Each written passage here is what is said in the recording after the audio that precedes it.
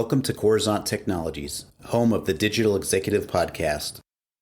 Welcome to the Digital Executive. Today's guest is Sonia K. Singh.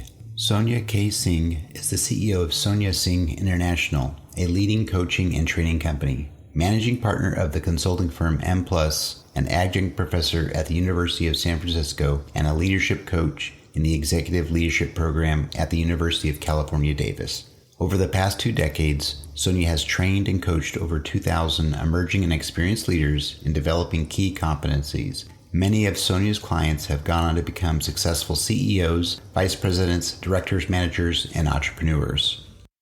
Well, good afternoon, Sonia. Welcome to the show. Thank you, Brian. Thank you for having me. Absolutely. This is so exciting. We've been connected for such a long time through this massive social platform called LinkedIn, right? But we recently got caught up. We talked, and this is just amazing. What I love to do, Sonia, is take people's stories and share it throughout the world. There's so many people that are craving good stories around people and their struggles to get to their success, and that's what's so exciting. And so, thanks again. So, Sonia, we're going to jump right into these questions. I want to talk a little bit about you and your career, but you've got quite the career in healthcare as a leader, partner, and now you're the founder and CEO of Sonia Singh International. Could you share with our audience the secret to your career growth and what inspires you? Sure. So, well, first of all, yes, my background is in healthcare. I've spent almost 20 years in healthcare in various different leadership roles. And it was in the last couple of years that I really started focusing more on developing others, leadership development, and coaching. And I launched my coaching practice a couple of years ago while I was still working in my leadership role. And I started doing that on the side. And eventually during the pandemic, actually, I retired from my corporate career and I launched my own company and full-time, which I do now. And so my company offers leadership coaching, training, and then also consulting. And then you had asked a question about what's the key to my success. I would say that I'm still learning and I'm still, growing as an early entrepreneur and early business owner. But I would say that one thing that has really helped me is my desire to continue testing and learning. And I'm constantly testing ideas. I'm constantly experimenting, trying on different roles, trying on different ideas.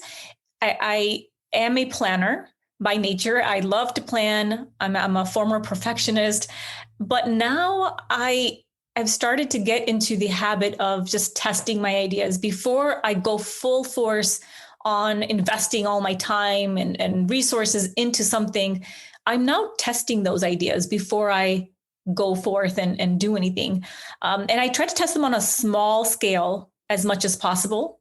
I wait for feedback and either I'll quit at that point and decide, this isn't for me, or I get good feedback and I learn something and I get even better. And then I try to implement something on a greater scale. So one example is that many years ago, I thought about becoming a professional coach, but I had this successful career in leadership, in healthcare leadership, and it was a pretty scary thing to do. And I also wanted to go to this professional coaching school. It was a significant financial investment. And so before I went and applied and I actually went to the school, I decided, let me just test this out. I don't even know if I really want to be a coach. I'm thinking about it, but I really don't know. Would anybody even be willing to pay me to coach them? And so my goal was get 3 clients, 3 people that are willing to pay me, even if it's just, $50, but just 3 people that are willing to pay me to do this work. Is it enough value that I'm giving to them? And I thought one person would be a fluke. 2 people might be a fluke, but if 3 people are willing to pay me to deliver this value to them, then it was enough data for me to then pursue this as a career. And so that's what I did. And so I think that would be the key to my success so far, is that I just keep experimenting, learning, experimenting and trying things and just continuing that cycle. I love that. And the story that first of all, you're curious, right? But but you keep persisting. And as you know, it's just a matter of time. You just, every time you fall, get back up, right? And what you've shown and what we're hearing and our audience will hear is the way that you get right back up and learn a different way if you need to be successful. So thank you.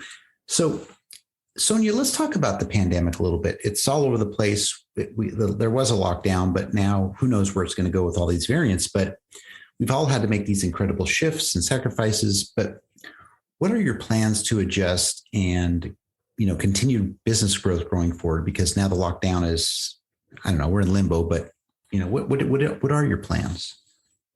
Well, first of all, I'd like to just say that it's good to have plans. And then also sometimes there are times when your plans go out the window because things happen like the pandemic. I had a whole plan of how I was going to leave the corporate world and launch my company. I had a whole plan. I was going to take some time off. I was going to, it was just going to be amazing.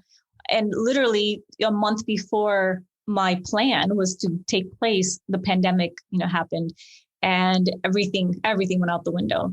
So I think it's good to plan, but it's also important to know, okay, your plans could go out the window and you might have to have a plan B or not even a plan B, but just an ability to be resilient and say, okay, this happened. Now, what do I do? What's my new plan? Because the old plan just isn't going to work. So during the pandemic, we were all having to shelter in place. We couldn't go anywhere, but business had to continue. And so I learned how to do my work virtually in a virtual environment, which normally I would have done in person. So I deliver a lot of workshops.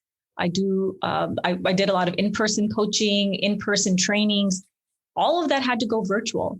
And so I had to learn how to engage with people, with an audience in a virtual environment where they still felt connected, where they still felt engaged, where they still felt the energy through the screen. And that was an art. That was something I had to learn how to do. And I'm still learning, but I can definitely say that I'm in a much better place today than I was a year and a half ago when I had to learn all of this. And so what I would say is my plan is to continue getting even better operating in this virtual environment while still trying to build these connections with people in an alternative way.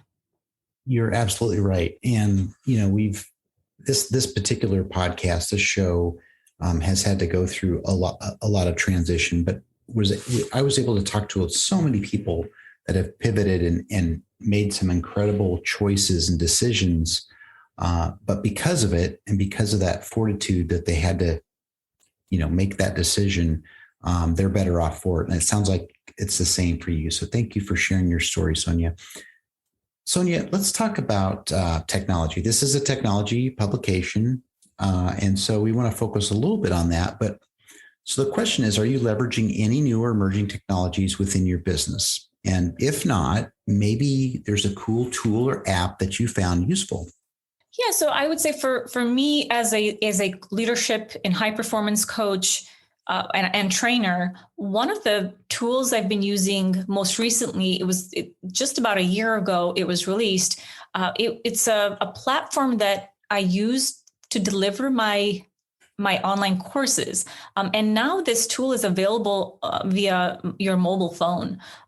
Just with the little touch of your finger, you can open up an entire course so I have these video lessons, these micro lessons that I offer to my audience, and you can pop them up. You can play them on your commute. You can, while you're exercising, you can listen to them. It's really been very helpful in running my business and just helping people create or to tap into this content and consume this content in a way that is most easily accessible to them. And so that is one platform. It's called Kajabi, and Kajabi is the platform that I use for delivering my content, but it's also available via your mobile phone, which has been super helpful. That's awesome. And it seems like, maybe it's the pandemic. We all know that we've probably advanced innovation 4 or 5 years, but it is kind of interesting how these apps popped out, and these apps absolutely allow people like yourself, Sonia, to level the playing field, get out there and compete with the larger companies. And I think that's amazing. So thank you for sharing your story around technology. And Sonia, last question. Could you share something from your career experience that might be helpful for those looking to grow their career in either coaching or entrepreneurship?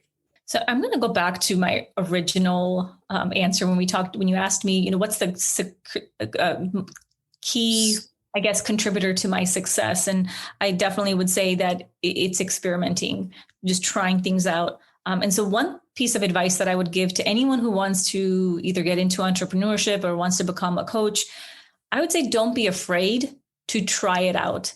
If you've never coached someone before and you're thinking about becoming a coach, go coach someone, coach one person, then coach 2 people, then coach 3 people, then see if somebody's willing to pay you for it, right? So keep testing and keep upping the ante to see, is this something that I can scale? And then once you have enough data to tell you, hey, this is something that's working, or here's something I could do better or differently, then take that data and apply it. Same thing with entrepreneurship. So if you're trying to get into some area where you're trying to sell this product or a service, I would say, what's the smallest scale possible that you can sell that service or that product? Can you try it with 1 person, with 2, and then just, scale it from there? But I think so often people want to wait until there's perfection, until they have investors. So I have one particular person that I most recently talked to. They have a website. I'm not going to give away their business because they're still launching it, but they're looking for investors. And my question to them was, well, what content have you already created? What's the data do you have showing that there is demand for this type of service? And they haven't done that work yet they're already trying to put together a pitch deck to, pitch to investors. But that's too soon, right? So you have to have some proof of your concept before you go and try to pitch to a larger audience. So that's what I would say is, don't be afraid to try something out. Don't be afraid to fail. It's better to fail on a small scale than it is to fail on a larger scale, right? So once you have perfected your idea, right, and then you try to launch it and then you fail, now it's much more difficult to get back up on your feet. But if you fail on a small scale, then that's much easier to dust yourself off and say, okay, I'm going to try something else and maybe in a different way. I love that. And you're right. If you can do these micro steps, right? So if you fail, it's easy to get back up and not be so shut down, right, from a big failure. But this is all great nuggets, great gems for our audience.